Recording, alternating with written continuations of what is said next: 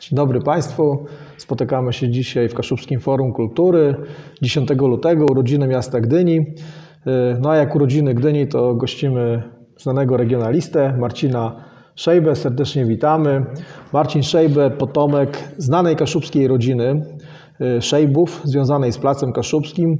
Z pewnością większość z Państwa nieraz mija ławeczkę Kaszubów, tą popularną rzeźbę na Placu Kaszubskim. Tam właśnie uwieczniono pradziadków Marcina Szejbę. Myślimy tutaj o Jakubie i Elżbiecie. Na początku chciałbym się zapytać, skąd taka pasja? Z jednej strony przodkowie, no ale znam wiele osób, które ma ciekawe korzenie, ale w tej kwestii za dużo nie robi. Natomiast u Ciebie faktycznie od ładnych paru lat taką ciekawą pasję widać. Szczególnie to się objawia na Facebooku w postaci tych profili, które w pewnym sensie integrują i propagują też tą społeczność i tą wiedzę związaną z Placem Kaszubskim. No i też z dawną historią Gdyni. Kiedy to się zaczęło? No nie było to na pewno od zawsze, chociaż to by tak ładnie zabrzmiało, gdybyśmy powiedzieli, że od zawsze. Pewnie to jakoś tak kiełkowało, gdzieś było zasiane takie ziarno związane z tą pasją. Z Placem Kaszubskim związanym jestem od urodzenia, bo ja w zasadzie urodziłem się na Placu Kaszubskim, bo urodziłem się w szpitalu ówczesnym miejskim, dzisiaj świętego Wincentego Paulo. No i w zasadzie przez 30 lat mieszkałem na placu, więc ten Plac Kaszubski i tą okolicę przemierzałem tysiące razy, można powiedzieć. Tam chodziłem do szkoły 21, więc cały czas związany byłem z tym miejscem. Z drugiej strony też pasja wzięła się z tych korzeni rodzinnych. To na pewno też miało wpływ, bo moja rodzina tam jest, rodzina Szajbów jest tam już od wielu lat w rejonie Placu Kaszubskiego, Portowej czy Oksywskich Piasków.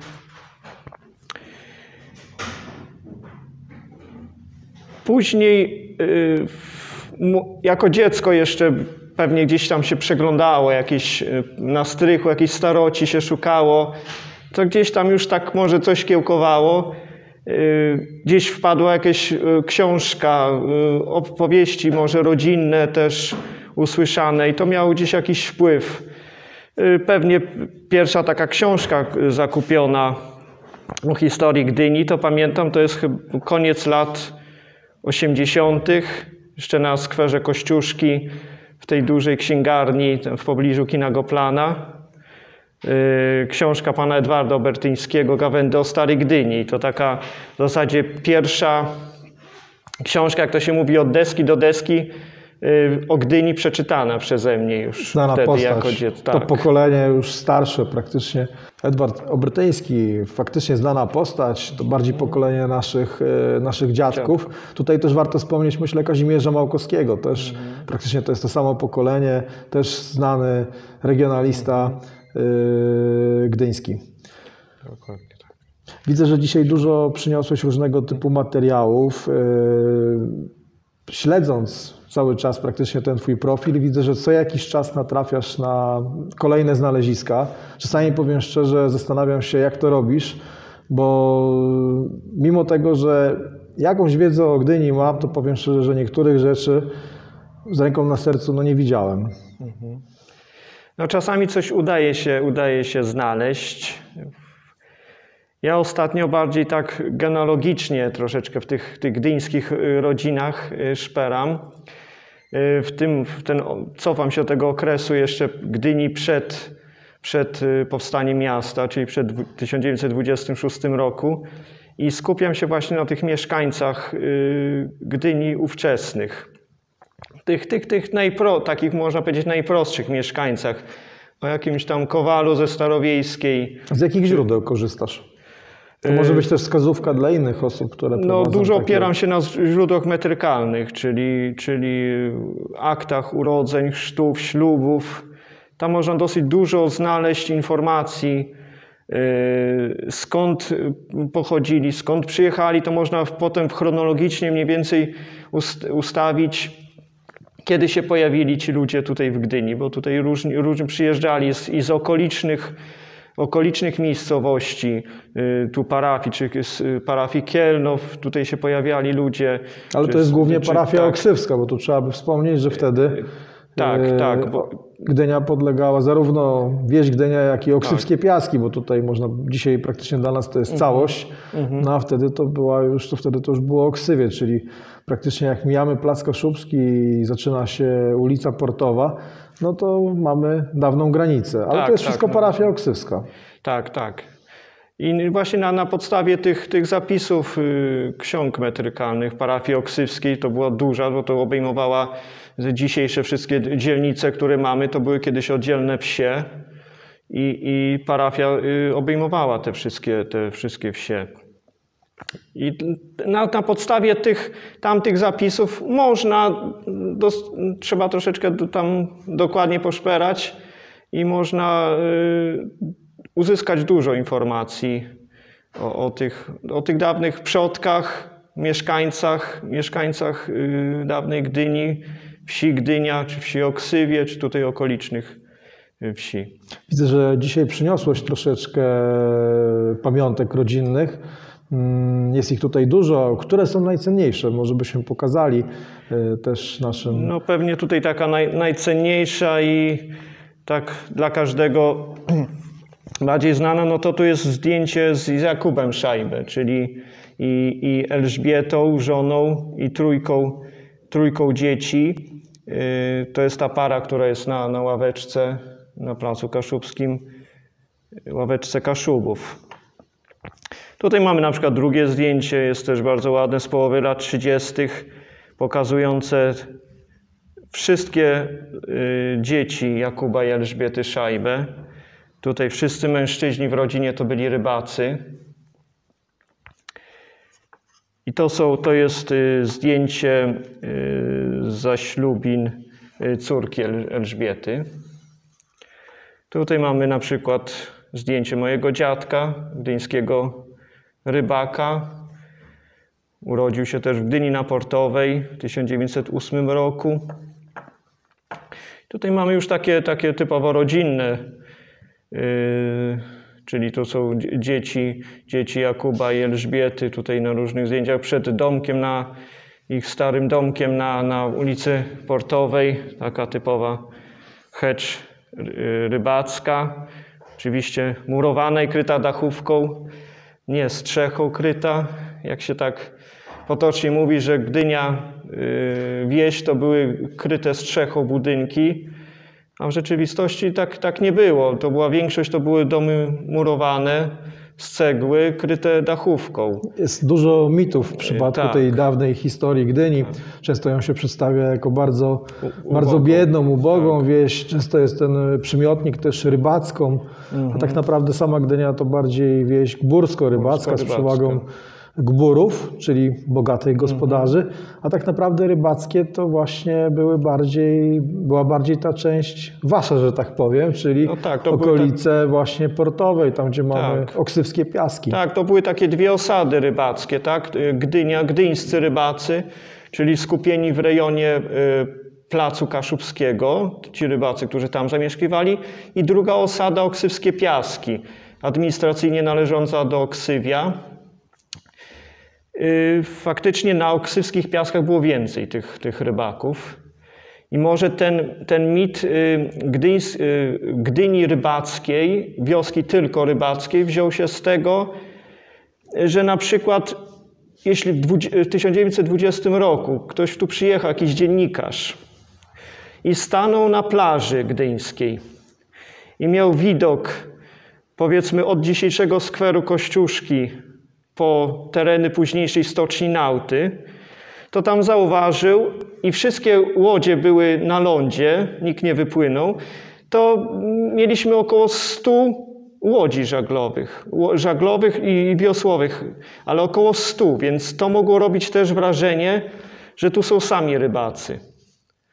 A w rzeczywistości to była bardziej rolniczo-rybacka. Też myślę, że w przypadku dziennikarzy występowało coś takiego. To jest też, można powiedzieć, potwierdzone. Właśnie te 20 lata że oni szukali kontrastów. Dokładnie tak. To jest trochę jak dzisiejszym dziennikarstwem, że niestety najczęściej się przebija to, co jest takie czasami bardzo złe, że tak powiem, też nastawione na sensacje. Tak. No i bardziej medialne było właśnie pokazanie takich kontrastów, czasami takiej biednej właśnie części, Tak.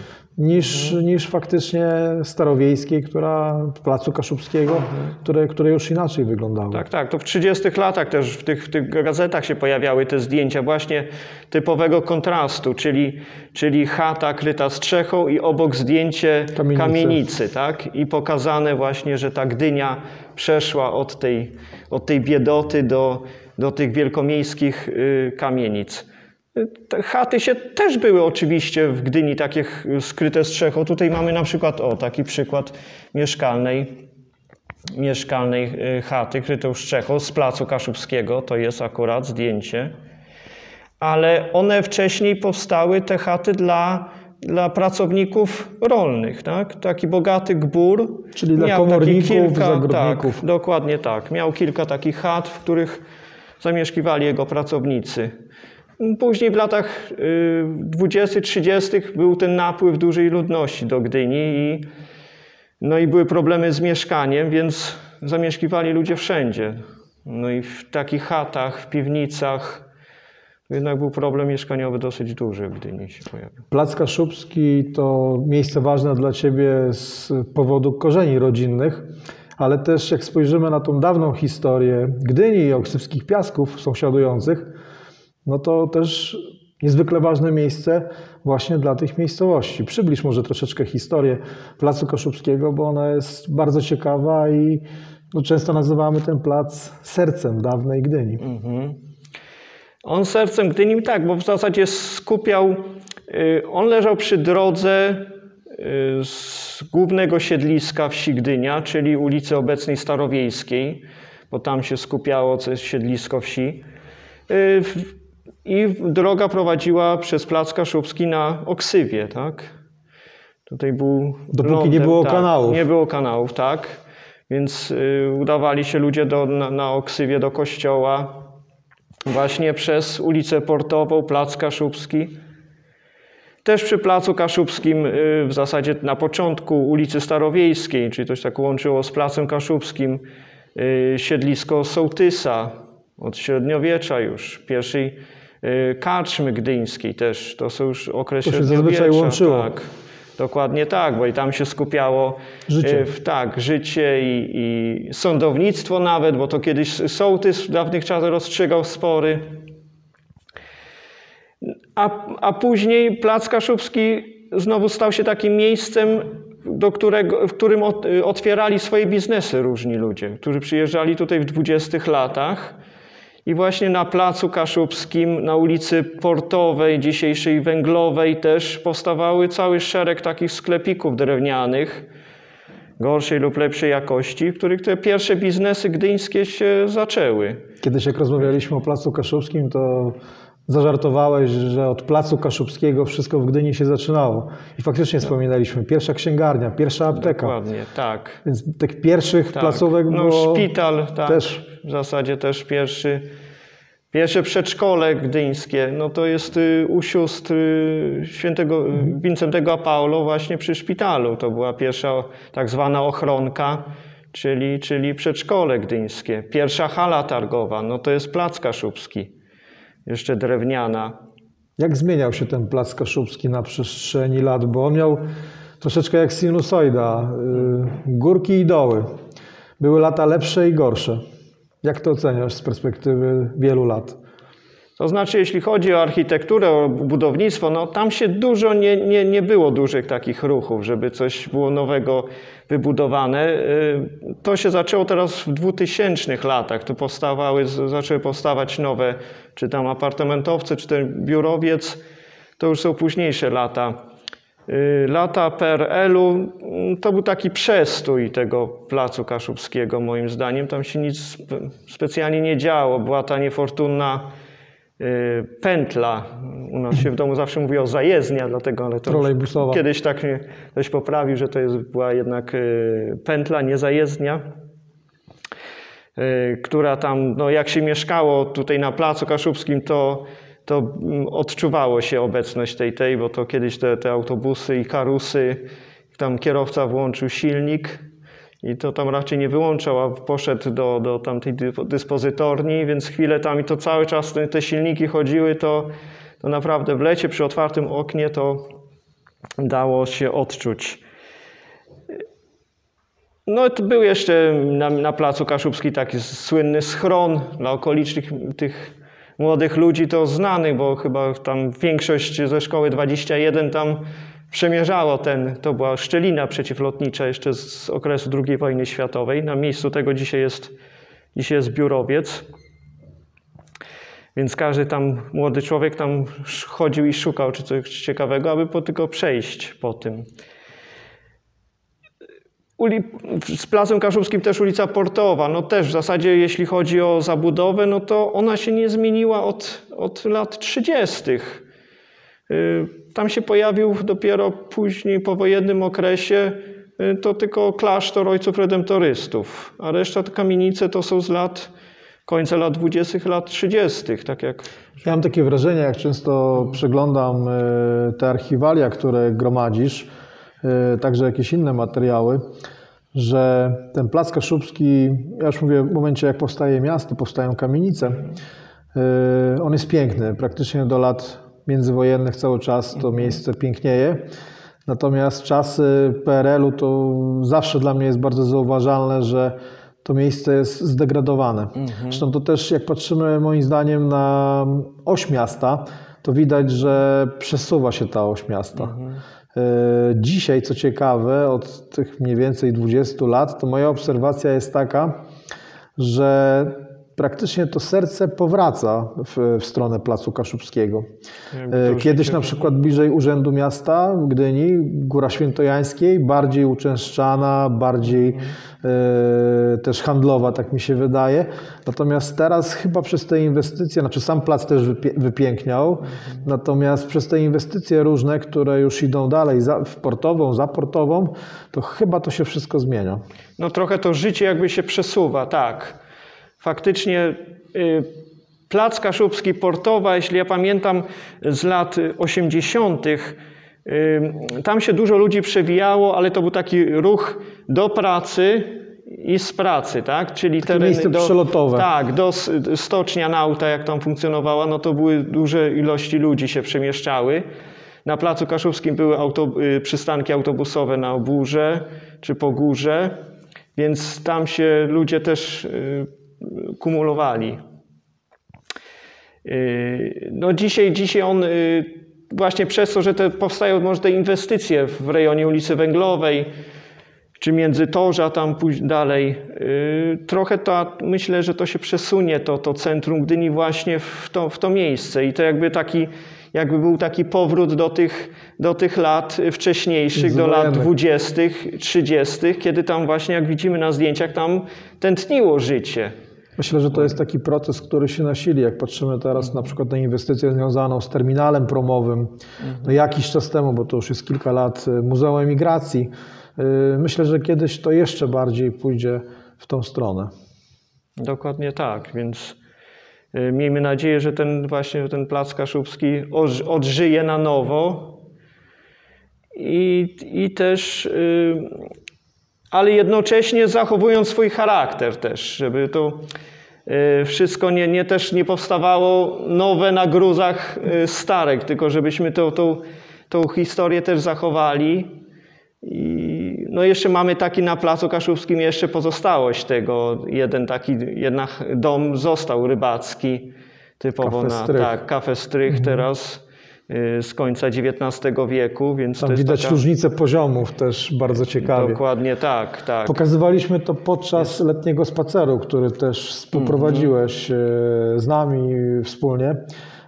Myślę, że warto by też troszeczkę opowiedzieć, przybliżyć troszeczkę historię wystaw, które są organizowane od 3 lat. Teraz praktycznie to już będzie 4. edycja, bo też taką planujemy w 2021 roku. Opowiedz trochę o tych wystawach plenerowych, bo to jest bardzo ciekawa inicjatywa.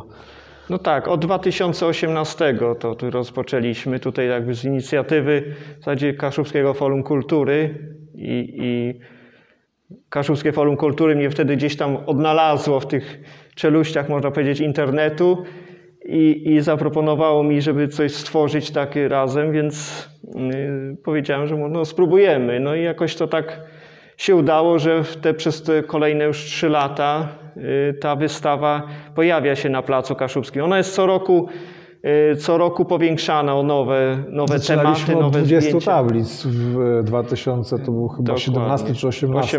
18, tak, od 20 rok. tablic, a teraz pamiętam w zeszłym roku dochodziliśmy już do 50. No dokładnie, tak. No i mam nadzieję, że będziemy jeszcze to rozrastać coraz bardziej. To jest o tyle, wystawa jest o tyle według mnie ciekawa, ona troszeczkę wychodzi jakby do ludzi, ta wystawa, tak?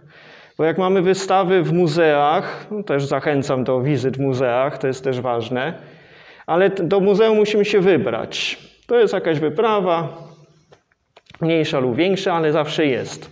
Tu mamy, że ta wystawa jakby do nas przychodzi. Możemy przy okazji, idąc na zakupy, stanąć, obejrzeć kilka tablic. Ja co roku lubię obserwować. Tak. Staję sobie czasami na Placu Kaszubskim, jak ta wystawa jest, i lubię obserwować właśnie ludzi, którzy, tak jak mówisz, widać, że ktoś po prostu wyszedł na zakupy, ktoś wyszedł się spotkać z znajomym, no i podchodzi do tablic i zaczyna oglądać. Tak, nie trzeba wszystkiego naraz zobaczyć, bo na około miesiąca taka wystawa tam jest. Może idąc następnego dnia zobaczyć resztę. I co ważne, oglądamy tą wystawę i stoimy dokładnie w tym miejscu, której ona dotyczy, tak? Bo ona dotyczy Placu Kaszubskiego i okolicy też. Ale możemy stanąć i patrząc na zdjęcie, rozejrzeć się wokół i porównać, czy to miejsce się zmieniło, czy ten budynek się zmienił, czego nie ma, co przybyło. I w ten sposób ona pokazuje historię też architektury budynków, ale też ludzi, którzy byli związani z Placem Kaszubskim, sportową, z tą częścią rybacką Gdyni. Kto wie, czy nawet tutaj ten czynnik ludzki nie jest ważniejszy, bo czym by był ten Plac Kaszubski, właśnie jego okolice, bez tych ciekawych postaci, bez tych przedsiębiorców, Dokładnie, tak. księży, nauczycieli, no, ludzi, którzy tworzyli przez całe lata. Tak. Ja właśnie miejsce. to zawsze podkreślam, że te budynki bez ludzi nie mają żadnego znaczenia, że tutaj właśnie jest ta historia tych ludzi, które to właśnie mnie to bardziej teraz pasjonuje, właśnie poznawanie tej historii tych ludzi, którzy tu przybywali i w tych rejonach zamieszkiwali właśnie. Śledzę Twoją pracę regionalną związaną z tą gdyńskością naszą, to mnie zawsze fascynuje też jedna sprawa, że to jest też integracja. Jak patrzę na tym Twoim profilu facebookowym, bardzo dużo osób, powiedziałbym stałych, które cały czas tam się zgłaszają, coś piszą, komentują. No i powiem szczerze, że to nie są osoby znane, można powiedzieć, z pierwszych, że tak powiem, stron gazet, regionaliści gdyńscy znani, którzy wydają książki, którzy publikują gdzieś w prasie, a mają wiedzę niesamowitą. To jest też bardzo ciekawe. Tak, bo to jednak jakby za przykładem ktoś też sam zaczyna szperać w tych historiach i to jednak jakiś przykład dajemy, no to inni też zaczynają szukać. I ta historia jakby cały czas, można powiedzieć, jest odkrywana na nowo, bo znajdują się jakieś nowe, ktoś coś sobie przypomni, gdzieś odnajdzie też. To jest jakaś taka zachęta też, żebyśmy przeglądali te swoje archiwa i dzielili się tą historią, tak? Bo jeśli nie będziemy przekazywać dalej, ona w którymś momencie zaniknie, tak? Bo to jest tak samo, jak te starsze pokolenia odeszły, już ze sobą wzięły jakąś tą historię, której nie przekazały komuś, tak? Nie zawsze to w domach się przekazywało. Szczególnie kiedyś. Tak, dokładnie tak. Zawsze nie wszystko młodsi mogli słyszeć, bo była taka nastawienie też, że młodzi nie razem z dorosłymi i nie zawsze ta historia potem jest przekazana Tym dalej. bardziej, że historia naszego regionu kaszubskiego no nie była zawsze łatwa. To trzeba sobie Dokładnie, powiedzieć, tak. że tutaj wiele było tragicznych wydarzeń, często ludzie nie chcieli o tym wspominać, więc te niektóre historie po latach odkopujemy, ale faktycznie czasami już nie ma z kim rozmawiać, bo świadkowie, którzy byli uczestnikami tych wydarzeń, po prostu nie żyją, więc wtedy to są głównie archiwa, głównie literatura dobra, gdzie są źródła i inaczej praktycznie się nie da. Jakie są Twoje plany związane na najbliższy, powiedzmy, na najbliższy rok? Jesteśmy na początku roku, w lutym, związane właśnie z tą pasją. Jedna sprawa to na pewno wystawa, to co mówiliśmy, ta czwarta część. Tak. Wystawa, poza tym no, dalszy ciąg jakby zgłębiania tych wszystkich tajemnic historii, szczególnie tej Gdyni też sprzed powstania miasta, czyli z początku XX wieku, końca XIX wieku, też emigracji gdyńskiej, od niej też można dużo powiedzieć, tej do Ameryki, jak się przegląda listy pasażerów do Ameryki, to widać tutaj dużo nazwisk gdyńskich, tutaj i z Oksywia, i z wsi Gdynia. To były momenty, że całe rodziny wyjeżdżały w jednym dniu. Ojciec, matka i 4 dzieci. Mówimy o drugiej połowie XIX wieku, czyli duży ruch wtedy w tym względzie. Praktycznie na całych Kaszubach. Kanada, Stany Zjednoczone, Nowa Zelandia. Tak. W tym momencie właśnie wtedy wyjechał Jakub, który wrócił potem, ale jego całe rodzeństwo w zasadzie, oprócz jednej siostry, która tutaj została, tam wyjechali, tam założyli rodziny i tam żyli. Większość nie wróciła. No i bez przyczyny też mamy tutaj Muzeum Emigracji, które też do tych historii dawnych nawiązuje, bo wiadomo, że ta emigracja na przestrzeni lat ona miała różne przejawy, różne motywy też. Natomiast też możemy o tej XIX-wiecznej emigracji usłyszeć. Kiedyś rozmawialiśmy, że marzy Ci się książka o Placu Kaszubskim. Tak, wydanie albumowe z historiami ludzi, więc mam nadzieję, że to się ziści i pojawi się takie, bo jak dotąd no, nie mieliśmy takiej publikacji o Placu Kaszubskim, o innych rejonach Gdyni.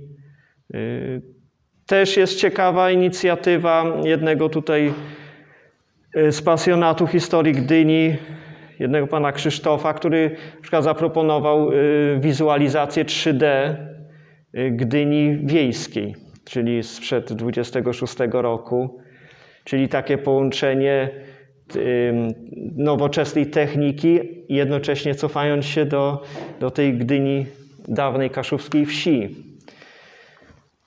No i właśnie tutaj potrzebni są ludzie, którzy się tym zajmują trochę od strony technicznej, bo to już jest dosyć skomplikowane, zaawansowane i historycznej.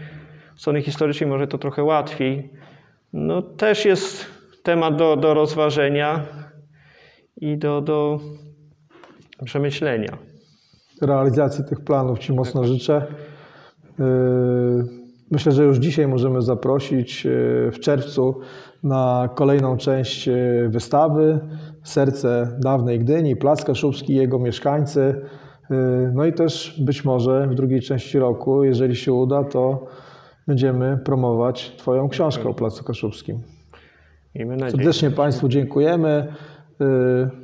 Naszej Gdyni, a także wszystkim gdynianom życzymy dzisiaj, 10 lutego, w czasie urodzin, wszystkiego najlepszego. Dziękujemy bardzo. Dziękuję bardzo.